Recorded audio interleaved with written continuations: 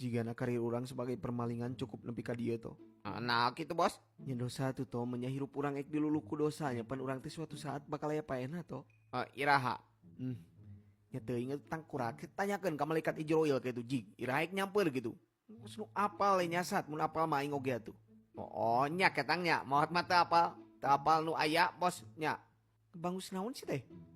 Nyata tuh matak selama urang masih kena hirup, urang kudu tobat to ti ayeuna. Sok sieun aing mah to di mana apes urang paeh keur maling di kebugan warga. Ih, mung aing mah najis naujubillah min dalik. Terus kumaha atuh ayeuna bos? Ya tuh ayeuna mah urang tobat ya tot ninggalkeun kelakuan buruk urang. Nabung dosa terusnya da seburuk-burukna aing kekeh teu kuat digodog di neraka mah to anjing. Tuh. Geus ayeuna mah to urang nyeun lamaran gawe, Siap, urang Bos. gawe, Siap, urang Bos. neangan duit nu halal. Siap, Bos. To ayeuna mah panuli teuing kajeun menangna bulanan oge nu penting mah halal. Ya kitu di mana-mana ge ieu mah sok mangga dijamin Kang ieu mah 20 juta teh tos teu kedarieuh ngantosan langsung lebat teh pokona mah ieu. Lain karyawan tetep deui, karyawan samodarna ieu mah.